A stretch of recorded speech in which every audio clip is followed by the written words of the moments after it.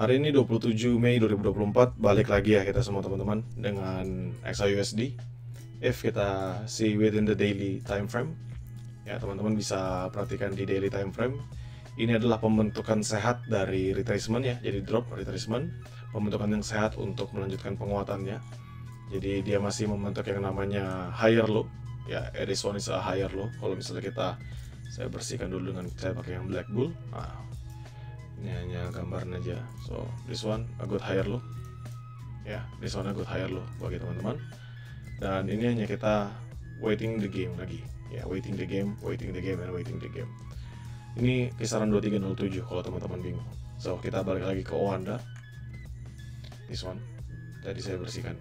Jadi ini masih uptrend ya dalam daily-nya. Kita perhatikan di H4. Nah, sedangkan kalau misalnya kita lihat di H4, this one ya, kalau misalnya kita perhatikan di H4 ini pun juga baru banget breakout-nya.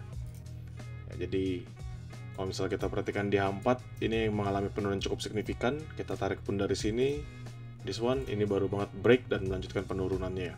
Apalagi setelah dia break hancur terus menerus ke bawah sana. Sekarang kita masuk ke H1 untuk bahas per masing-masing key levelnya. Oke, ini adalah gambaran yang kemarin saya buat dengan tarikan dari daily. Di sini saya hapus saja beberapa momentum yang sudah terlewat. No need to be worry about. Nah, ini adalah 2355, 2352 masih sama ya. Saya akan pindahkan ke area sini. Ini adalah area sell saya yang menurut saya the best area untuk bisa saya lakukan sell terlebih dahulu.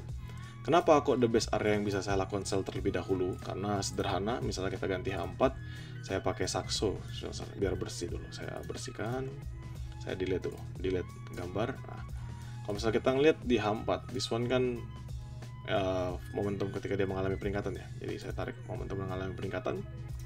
Dan ini dia break dari trend line-nya. Ya, dia break dari trend line-nya dan sekarang teman-teman bisa perhatikan ketemu di zone di bagian sini. Ketemu di zone di bagian sini. This one. Ya. Jadi dia retrace untuk melanjutkan penurunan. Jadi around 2350-an sampai 2360-an lah. Itu kalau misalnya kita lihat dari H4-nya. Jadi saya balik ke Owanda. Ya. Jadi ini pandangan saya, at least dia bisa retrace dulu ke sana untuk melanjutkan penurunannya kembali. Tapi untuk sekarang saya masih punya pandangan bahwa gold ini still strong. Ini strong bullish ya untuk H1-nya. Teman-teman bisa ngeliat momentum MACD-nya menguat, lalu RSI-nya juga menguat. Dan saat ini teman-teman lihat dia membentuk gap ya. Di sini dia naik, it's actually apakah ini a good order block? Ini kita bisa tempatkan aja di 2343 sebagai a better order block, tapi teman-teman bisa ngeliat bahwa resisten sebelumnya yang hanya disentuh-sentuh saja ini di break this one. Ini semua resisten ini di break sama pergerakan dari XAUSD. Ya, walaupun ada turning point. Kita lanjut videonya, saya mau ngenalin kalian dengan aplikasi trading yang serba bisa. Perkenalkan, Quick Pro dari Forex IMF. Aplikasi ini dirancang khusus untuk semua trader ya. Jadi, dari pemula sampai dengan profesional yang ingin banget memahami market dengan mudah dan cepat. Dengan Quick Pro, kalian bisa memulai trade kalian hanya membutuhkan waktu kurang dari 5 menit aja dalam tahap registrasinya. Kalian bisa mulai trading dengan minimal deposit Rp100.000 dan melakukan withdraw mulai dari Rp10.000 saja. Transaksi menjadi lebih mudah dengan berbagai macam fitur, semisal fitur Smart Pending Order, di mana kalian cukup menggeser layar Anda saja. Kalian juga bisa pantau peluang market secara otomatis dengan Market Detector, dan tutup beberapa posisi dalam sekali klik menggunakan Group Action. Kalian pun juga bisa mendapat alert dan juga notifikasi real time agar Anda tidak ketinggalan peluang. Nah, tidak sebatas aplikasi saja ya, jadi kalau dari saya sendiri, Quick Pro ini nggak sebatas sebagai aplikasi untuk trade, melainkan dia juga bisa banget menjadi salah satu sumber informasi utama saya dalam trade. Saya bisa melakukan pengecekan terhadap kondisi market dalam sekali lihat melalui watchlist. Saya bisa gunakan fitur Price Alert untuk bisa mendapatkan pengingat saat harga mencapai level yang saya inginkan. Selain itu, kalian juga bisa menggunakan fitur lain seperti Economic Calendar yang bisa membantu teman-teman untuk mengecek berita-berita terbaru atau berita yang akan rilis, menggunakan Market Insight untuk mendapatkan informasi terkini mengenai currency dan pasar, serta beberapa fitur lain seperti News Update, Trading Ideas, Technical Rating, dan lainnya. Quick Pro sendiri membuat proses trading kita akan jauh lebih mudah, cepat, dan juga instan ya. Kalian bisa unduh aplikasi ini melalui link yang sudah saya sematkan di deskripsi ya. Saat ini aplikasi baru tersedia di Google Play Store. dan sedang dalam tahap peluncuran di iOS juga. So, teman-teman nggak perlu berlama-lama lagi, kalian boleh banget langsung gunakan aplikasi Quick Pro by Forex IMF. Mari kita lanjutkan pembahasan kita hari ini. Ketika dia ngehit area yang sama, ini kan waktu news ya, jam 8 kemarin, dia ngehit area yang sama, turning point, dia mengalami penurunan. Ya, jadi kita kalau misalnya perhatikan, dia akan nge-retest areanya kembali, which is dia akan balik ke area fair value gap-nya. Untuk gap yang kita bisa temukan adalah dari sebelah sini sampai di sebelah sini. Dia akan retest kembali area gap tersebut. Ini dari mana gapnya? Ada di 2343 sampai ke 2341. Ya, 2343 sampai 2341 itu berarti area pertama yang teman-teman bisa manfaatkan untuk entry buy dan buy-nya only for scalping. Ya, buy-nya only for scalping. Dari 2343, which is 10 pips dari sekarang, sampai 2341, sebatas itu aja. Dimana yang paling better buat nge-buy agak jauh teman-teman, itu di 2335 lagi. Ya, tunggu dia drop ke bawah. Atau untuk yang paling yang medium risk, ini kan dua-duanya high risk ya, sama-sama high risk. Yang satu ini basically dengan fair value gap, yang kedua ini basically hanya berdasarkan order block umum aja. Sedangkan medium risk-nya ada di 2328, 2325, ya, yang mempertahankan pergerakannya lagi untuk tidak drop lebih bawah. Low risk jauh, kalau teman-teman nanya low risk-nya di mana, itu di 2305, 2307, ya, jauh sekali. Jadi around berapa itu? 400-an pips dari harga sekarang, kalau misalnya teman-teman perhatikan. Oke. Jadi, apakah ini ada momentum untuk nge-buy? Yes, teman-teman. Di sini ada momentum untuk nge-buy. Kita pindah ke H4 pun kita juga bisa perhatikan.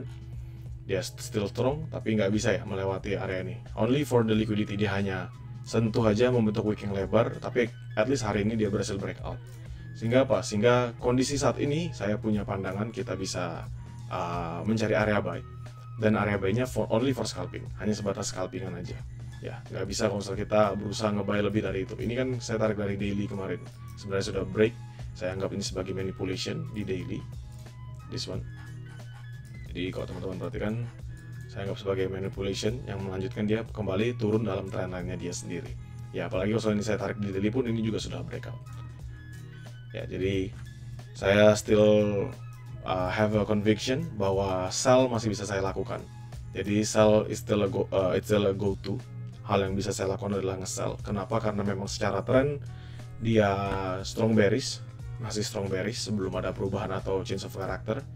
Dan ini kita bisa lanjutkan untuk mencari buy-nya only for scalping. Ya, di H1 yes ada momentum buat buy, tapi untuk di H4 dan daily masih belum.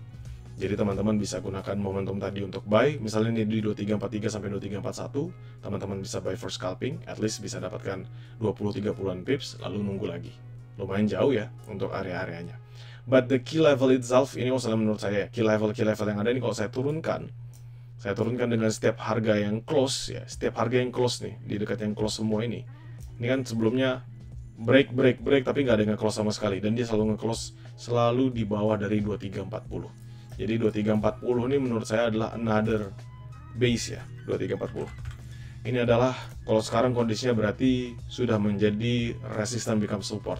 Sebelumnya resistance, di hit nggak berhasil break, drop, naik lagi, baru ini saat ini dia breakout berhasil. Jadi menurut saya 2340 ini base-nya, if not 2340 ini tidak breakout ya, kalau misalnya 2340 ini tidak bisa di break sama siapapun, nggak usah saya turunin lagi biar gampang. Selama 2340-nya ini nggak bisa di break oleh siapapun, ini teman-teman bisa buy scalping. Oke, buy scalping. Itu untuk memudahkan teman-teman, ini saya ganti 2335. Teksnya 2335. Jadi teman-teman bisa patokan dari 2340, selama dia nggak break, teman-teman bisa buy, bolak-balik. Sampai apa? Sampai kalau dia breakout, maka turun lagi ke next step-nya, di 2335. Ini kalau saya turunkan kecil seperti ini, nah ini teman-teman juga bisa ngeliat. Ya, sama. Sedangkan yang saya harap adalah dia berhasil break ya. Jadi dia nahan di 2340, momentumnya masuk, kita still going with the buying position. Untuk kemana? At least balik ke 2355, 2352. Itu targetnya sih, kalau saya sendiri. Ya. Untuk sekarang ini teman-teman bisa perhatikan aja dari time frame yang lebih minor, misalnya M30. M30 still strong, walaupun memang ada penurunan cukup signifikan. Still strongnya maksudnya strong di bullishnya ya. Untuk M15 ini penurunannya juga lumayan signifikan, tapi tetap sama ya, ini still holding within a good side. Jadi menurut saya better untuk kita perhatikan pergerakannya dengan catatan tadi 2340 itu. So 2340 I think it's a good positioning kalau misalnya teman-teman mau pasang buy scalping pertama. Jadi 2340 atau misalnya ngambil di 2341, 2342 silakan. Selama dia nggak breakout 2340, it's still a good long way up. Kalau misalnya kita lihat dari time frame yang lebih kecil minor di sini kan, kita bisa tarik seperti ini ya. Saya ambil dari sini aja nih, 2. See? Jadi at least bisa lah dia untuk melanjutkan pembentukan yang namanya higher low-nya. Jadi ini sudah ini high, higher high, dan dia bentuk higher low lagi, higher low, dan higher low.